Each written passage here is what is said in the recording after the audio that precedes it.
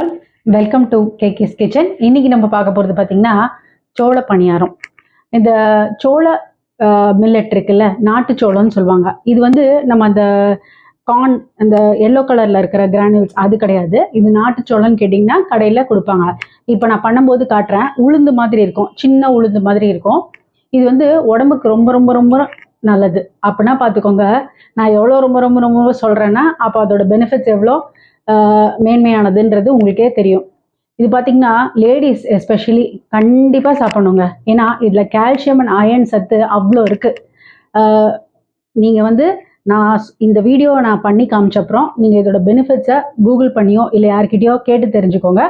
இது சாப்பிட்டுட்டு வர்றது அவ்வளோ நல்லது. உங்களோட உணவு வகையில் இதை சேர்த்துக்கோங்க. நான் இன்னைக்கு வந்து பணியாரம் பண்ணி சொல்லித்தரேன்.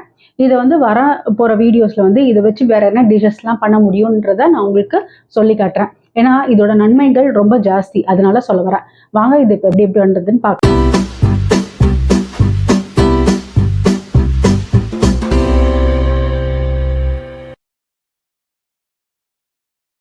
இந்த சோள பணியாரத்துக்கு நம்ம முதல்ல எதனா ஊற வைக்கலான்னு பார்க்கலாம்.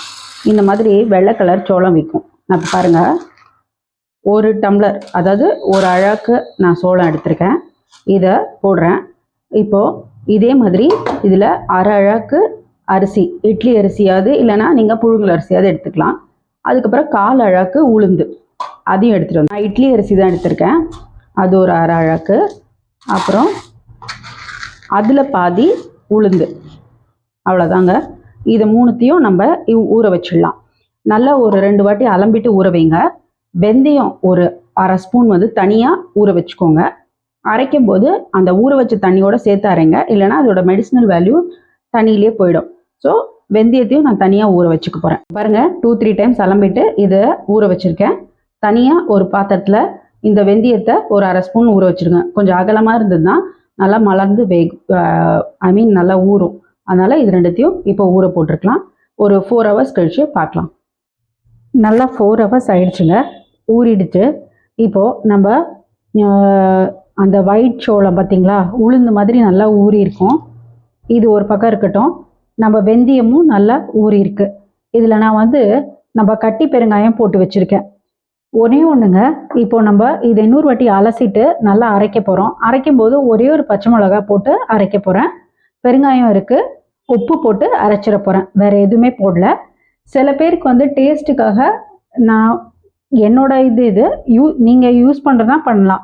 ஒரு இனுக்கு கருவேப்பிலை போட்டு அரைச்சிடுவேன். ஏன்னா நல்லா ஊற்றும் போது வாசனையாக இருக்கும்.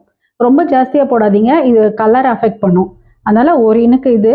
அப்புறம் வந்து அதாவது கருவேப்பிலை, ஒரே ஒரு பச்சை மிளகா, வெந்தயம், நம்ம பெருங்காயம், உப்பு, இதை போட்டு நல்லா அரைச்சிட்டு வந்துடலாம். நம்ம தோசை மாவுலாம் அரைப்போம்ல, அந்த கன்சிஸ்டன்சிக்கு அரைச்சிக்கலாம். முக்கியமான இன்க்ரீடியன்ட் நான் என்ன சேர்ப்பேன்னா, ஒரு கைப்பிடி தேங்காய் சேர்ப்பேன், கொஞ்சம் சாஃப்டாக இருக்கிறதுக்கு. இது வந்து கம்ப்ளீட்லி யோர் சாய்ஸ். பட் நல்லா சாஃப்டாக வரும் பணியாரம், நல்லா டேஸ்டியாக இருக்கும். அதனால் இதையும் சேர்த்து அரைச்சிக்கலாம். இப்போ மாவு அரைச்சிட்டேன் பாருங்கள், எவ்வளோ நல்ல வெள்ளையர்னு இருக்குது பார்த்தீங்களா. நல்லா இந்த மாதிரி கன்சிஸ்டன்சிக்கு அரைச்சிக்கோங்க. ரொம்ப குறைன்னு இருக்கக்கூடாது. இந்த மாதிரி அதாவது உங்களுக்கு தெரியும், இந்த தோசை மாவு ஆப்ப மாவுலாம் அரைப்போம்ல, அந்த மாதிரி அரைச்சி வச்சுக்கோங்க. இதை ஒரு 2 ஹவர்ஸ் நல்லா 2 to 3 ஹவர்ஸ் ஃபர்மெண்ட் பண்ண விடலாம். இப்போது பணியார மாவு நமக்கு நல்லா அரைச்சி ஃபர்மெண்ட் ஆகிட்டுருக்கு. அதுக்குள்ளே நம்ம ஒரு தாளிப்பு கொடுத்துடலாம். கடாயில் எண்ணெய் ஊற்றி கடுகு தாளிச்சிடலாம். அதுக்கப்புறம் பாருங்கள், வெங்காயம் நறுக்கி வச்சுருக்கேன், கருவேப்பிலை, இஞ்சி, பச்சை மிளகா, அப்புறம் தேங்காய் நல்லா துருவி வச்சுக்கோங்க, ரொம்ப நல்லாயிருக்கும். அப்புறம் கேரட், இந்த கேரட்டு, கேப்சிகம், இருங்க உளுத்தம்பருப்பு போட்டுறேன். கேரட் கேப்சிகம்லாம் போட்டிங்கன்னா இன்னும் டேஸ்ட்டு நல்லா என்ஹான்ஸ் பண்ணி கொடுக்கும். பட் நான் இன்னைக்கு கேரட் மட்டும்தான் போடுறேன்.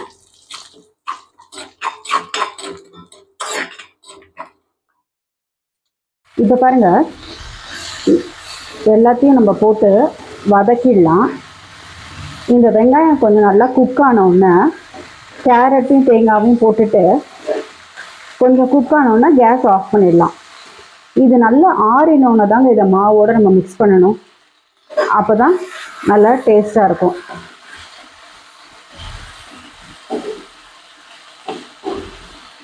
இது நல்லா குக் ஆனவுடனே நம்ம இந்த கேரட்டும் தேங்காவையும் போட்டு இது பண்ணிடலாம். அதுக்குள்ளே நீங்கள் வந்து உங்களோட பணியார சட்டியை ரெடி பண்ணிக்கோங்க.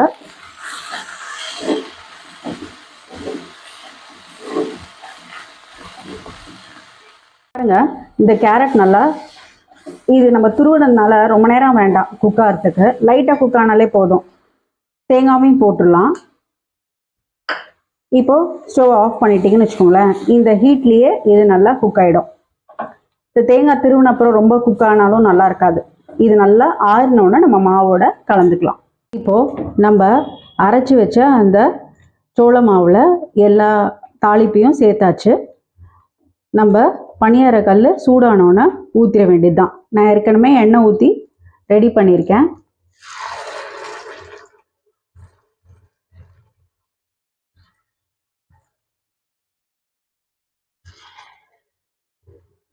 நீங்கள் ஒரு ஸ்பூன் எண்ணெய் ஊற்றினா போதும். அதே மாதிரி ஒரு மாட்ரேட் கரண்டி வச்சுட்டு கொஞ்சம் கொஞ்சமாக ஊற்றினீங்கன்னா கரெக்டாக இருக்கும்.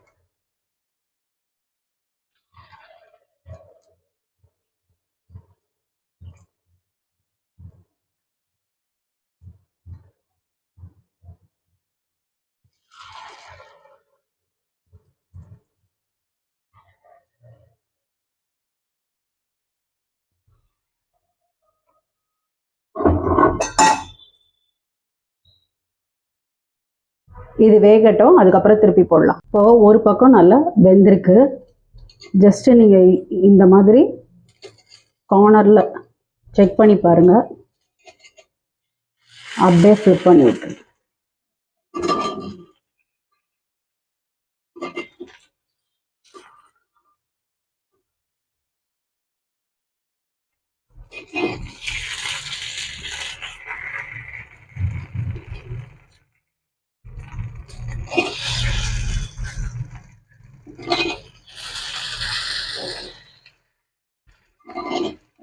ரொம்ப எண்ணெயும் குடிக்காதுங்க, நம்ம ஃபஸ்ட்டு ஊற்றினா எண்ணெய் தான்.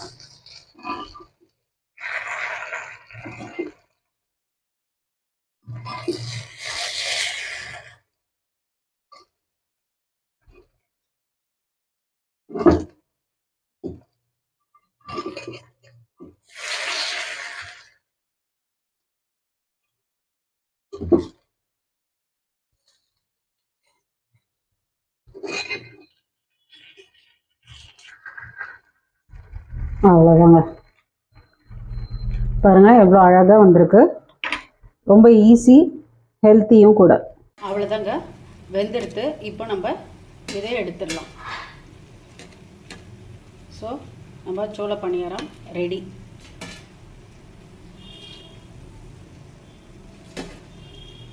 பாருங்கள், இது வந்து ப்ரீ சீசன்டு கல் எவ்வளோ அழகாக வருது பார்த்தீங்களா.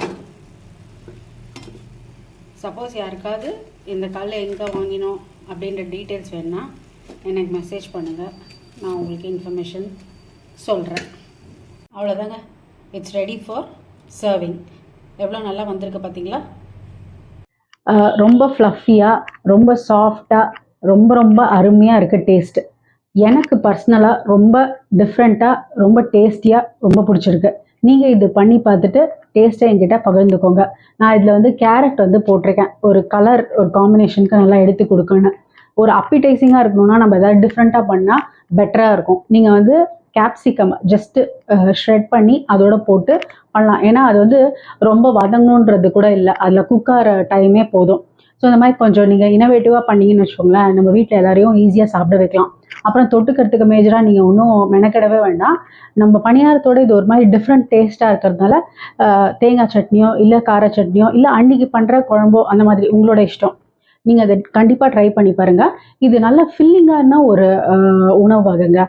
ஈவன் டயட்டில் இருக்கிறவங்க இதை சாப்பிட்டுட்டே வந்தால் ரொம்ப நல்லது. வீடியோ பிடிச்சிருந்தா லைக் பண்ணுங்கள், ஷேர் பண்ணுங்கள், சப்ஸ்கிரைப் பண்ண மறந்துடாதீங்க. வேறு ஒரு நல்ல ரெசிபியோட நம்ம நெக்ஸ்ட் வீக் சந்திக்கலாம். அது வரைக்கும் தேங்க்யூ.